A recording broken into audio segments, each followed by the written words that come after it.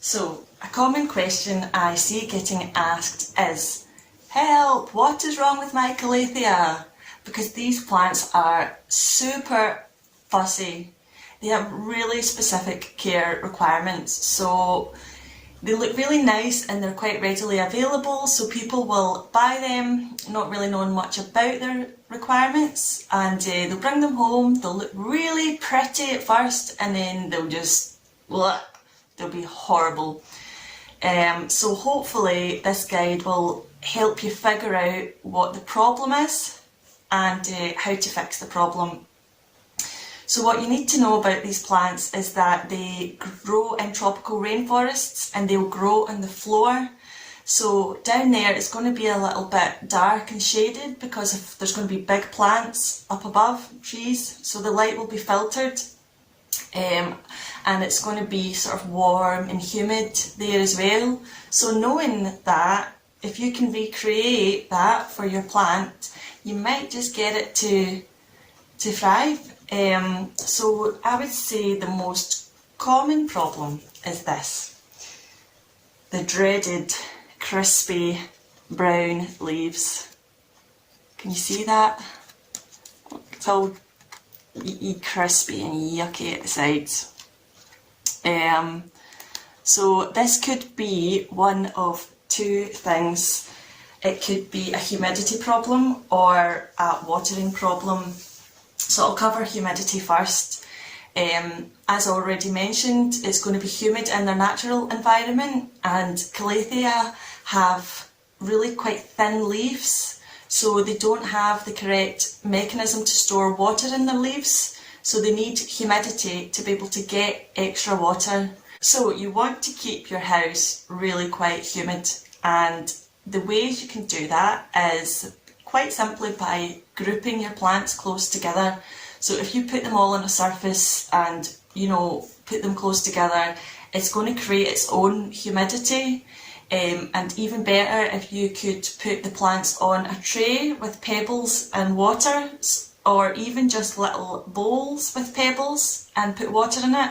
And as the water evaporates, it'll create extra humidity as well. Another thing that I do, and you can do this as long as you don't have problems with damp in your house, is I put wet face cloths on my radiator. So at night time, when I put my heating on, it's going to evaporate, the water's going to evaporate out the face cloth and basically up your humidity. You could be like me and already have a diffuser or humidifier, something that maybe you've used for aromatherapy and the like. That's all I have, and I just put water in it by its own and it just diffuses the water out, and it does help. It's not going to help a full room, but it's going to help locally. So if you've got one of those lying about, you can put it next to your plants, give them a wee boost of humidity.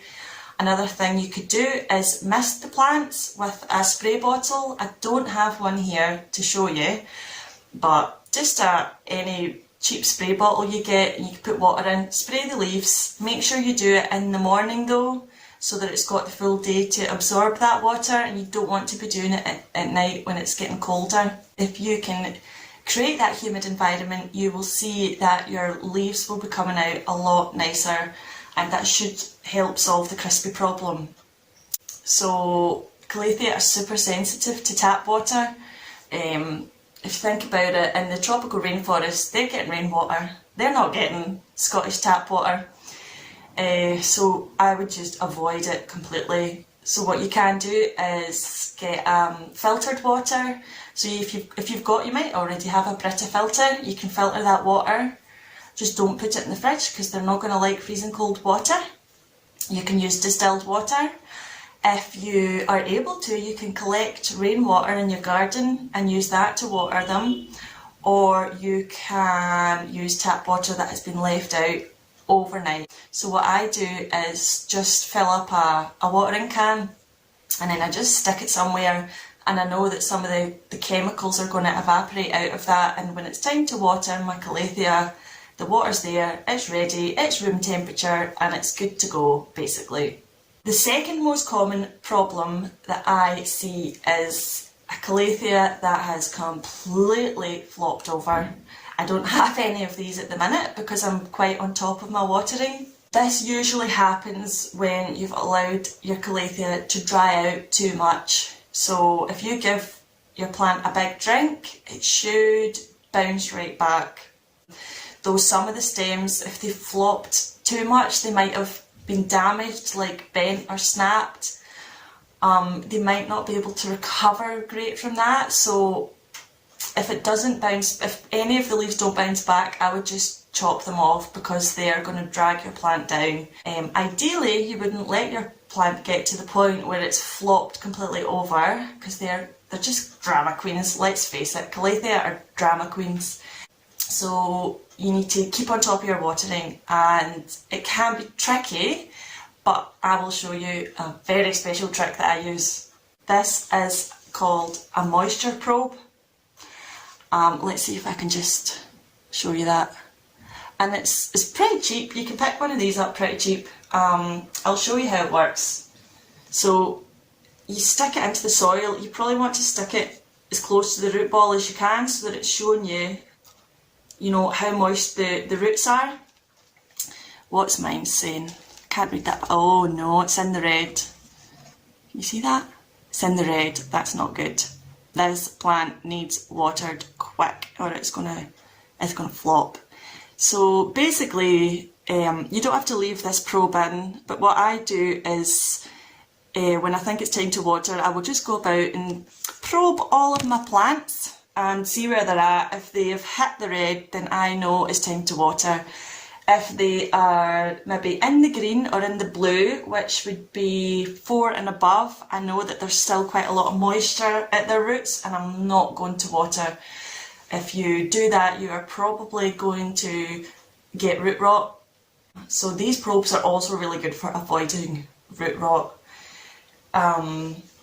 If you don't have one of these, or you don't want to get one of these, there are other ways you can tell. As soon as I pick this up, I can tell straight away it needs water because it is super light, like there's no weight to it at all. So you can, pick your plant up. You'll kind of know, based on the size of the plant, you'll know if it's heavy, it's still got water in it, don't water it. Another thing that you can do is stick your finger in.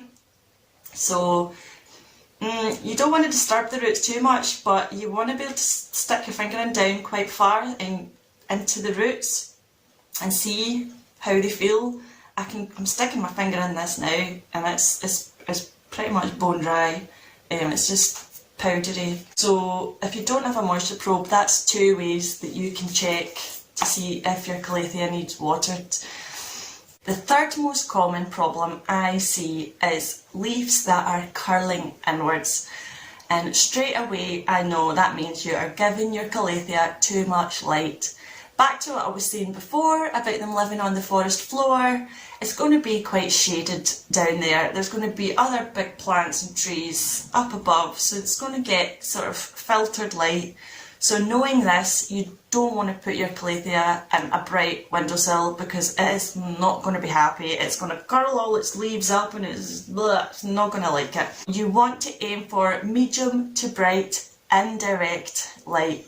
So for me, that means I've got a bright room. I keep mine in a pretty bright room. It's got big windows, but I keep them quite far away from the windowsill, so they're not getting any direct light on them at all. And I've never had any problems with the leaves curling inwards. That's kind of the most common problems that you would face with calathea, and I've covered most of the things that you can do to combat this. The last thing I wanted to mention was the dreaded spider mites. Calathea are super prone to spider mites. You want to make sure you keep an eye on your leaves, give them a check, especially maybe when you're watering them. Look at your leaves, see what's happening. If you might notice some yellowing on your leaves, and you'll look at the leaf and it's got lots of little tiny spots on the leaves, on the front of the leaf, and then you'll turn the leaf over and then you'll see all these tiny little bugs. And they won't really look like bugs, they just look like little white specks, and you might see some cobweb type stuff. and that's when you know you've got a bad spider mite infestation. So immediately remove the plant, and you can wash the front and the back of the leaves with soapy water.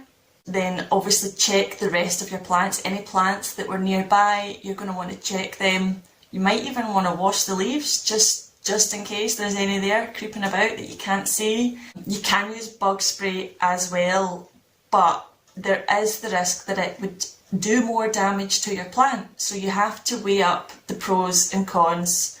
Well, if you have a really bad infestation, your plant's buggered anyways. You might just want to spray the whole thing with bug spray, make sure the bugs are dead, and then chop away the damage and let your plant grow back. That's quite a drastic measure. That'd be for a really bad infestation. If you're going to go down, oh hello Bambi, now you rabbit, don't you dare eat those plants. Yes, as I was saying, if you're going to go down the route of washing the leaves or even just using the bug spray, keep the plant separate from your other plants. Monitor the situation, so check the leaves every few days. If you see the little white specks coming back and the cobweb type stuff coming back, you're going to have to treat again. And in fact, I would just keep treating for a couple of weeks maybe, just to be safe, because you don't want to put your plant back and there was still some lingering. So just make sure that's gone. Check your other plants, treat them as well, and you should be good to go. So that is my video on calathea, a troubleshooting guide. Hopefully that helped you, and if you did like it and it did help you with some of your calathea problems, please give me a like. Thank you.